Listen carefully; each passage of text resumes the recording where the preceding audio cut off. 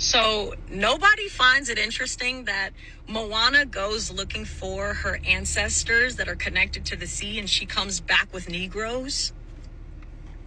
Nobody thinks that's interesting. Common mistake, but this man is Melanesian. Now, based off the everyone came from Africa theory, basically the way that migration worked is this is the Polynesian triangle, then we have Micronesia and Melanesia. Now, Melanesia was obviously populated much earlier and first. Compare this to Aotearoa 1500 and Australia, which had 50,000. And Papua New Guinea, or the Papuans, which is part of Melanesia, was roughly, according to genetic markers, 50,000 years ago they were populated this area. And since they pretty much came straight out of Africa, this is why many Melanesians are mistaken commonly for African people. European colonizers even did this thing called blackbirding, which is basically slavery. And they called these islanders or Melanesians or Polynesians or even Aboriginal Australians as the N-word. And they put them on cane fields in Queensland. So similar to the slave trade, they also had that in the islands too.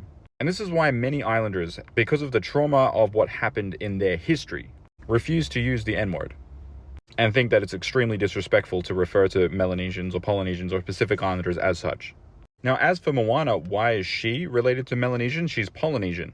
Well, you see, in order to get to Polynesia, they would have had to have come through this same migration. So they did intermix between Polynesians, Melanesians, based off the theories of migration. So technically, they all have a common ancestor. And culturally and linguistically, places like Fiji, for example, actually identify as Polynesian because their language is closer to Polynesian languages. But the studies genetically basically proved that they were Papuan.